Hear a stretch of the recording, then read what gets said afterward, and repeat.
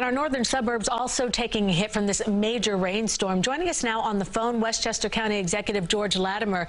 And tell us about the situation in your county. Well, I think Tony Aiello really summarized it and said it was deja vu all over again. What we saw at Hurricane Ida September 1st of 2021 is what we're seeing now, an intense amount of rain everywhere. But the Sound Shore communities are getting it the worst up here at this point, and we are still getting a heavy flow of rain coming down. So it is New Rochelle, Larchmont, Mamaroneck, Rye, Portchester, City of Mount Vernon that have been the hardest hit. We've closed either all or some of all of our major parkways. Bronx River Parkway is closed from White Plains to Yonkers. There's partial closures of the Hutchinson River Parkway from New Rochelle down to the Bronx line.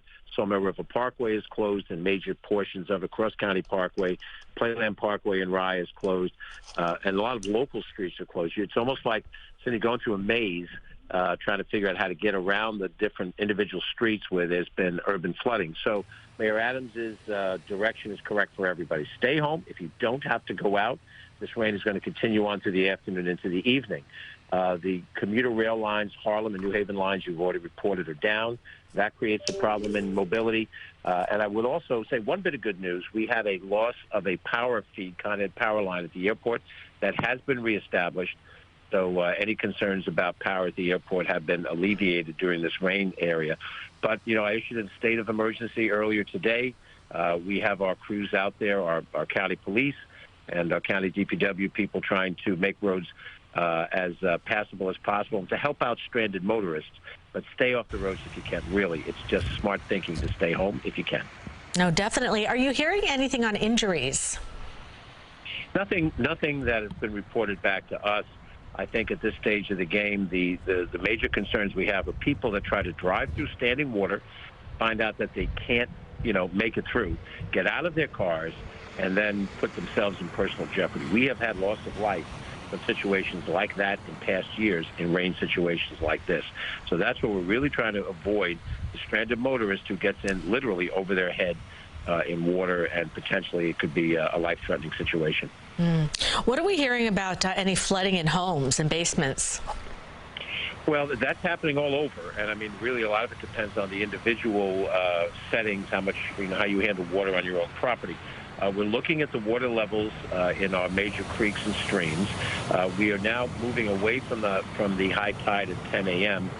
toward low tide at 4 in the afternoon. That will help us. Low tide means that these creeks and streams can drain out to the Long Island Sound and can drain out to the Hudson River. But we'll have high tide again about 10 o'clock tonight.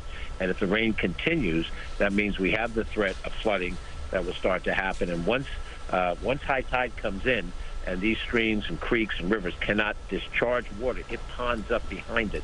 So we face a flooding potential threat later in the evening, in the 8 o'clock hour, 9 o'clock, assuming the rain continues as is now. And, we will certainly be prepared to shut down roads and to help people out with those floods. But we'll have to wait for the flood waters to recede in order to start to do any structural improvements. Now, it's going to be a busy day for you. What have people been telling you? And if you've been able to get out and about, what have you been seeing? Well, I drove around about 30-mile loop around the county today in all the affected cities that I've mentioned, from Mount Vernon to Portchester to White Plains.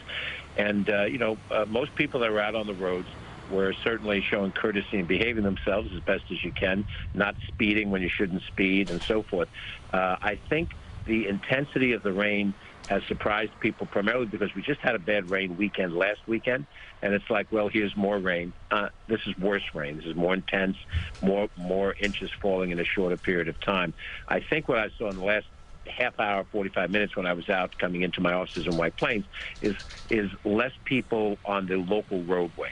Now, you still have people that are traveling on the interstate highways, a lot of traffic southbound on I-95, a lot of traffic westbound on I-287. This is a Friday, and there are people that are going to be moving out of the area to go to other parts. So it's hard not to run into traffic on the interstates. But in the local roads, less at the midday hour than I saw in the morning. All right. Any advice for folks who may have their kids still in school? They're going to have to worry about getting them later. Well, they're going to have to pick up the kids, whenever they're discharged. Give yourself as much time as you can. The route that you normally take from your home to the school may have within it roads that you can't pass. You'll have to loop around, and it could take you longer. It just depends on each circumstance. Give yourself more time to make those accommodations. Carpool if you can. If you can pick up some neighbors' kids and drop them off in nearby areas so you don't have multiple number of cars on the road, that would be a good way to play it. And whatever you have to do to keep your family together and safe. And then once you pick up your child, you bring him back home. As somebody said in one of your other interviews, don't worry about tonight's tickets to an event. Stay home and stay dry. Very good advice. Westchester County Executive George Latimer, thank you so much for your insight today. And thank you for your reporting. We appreciate it.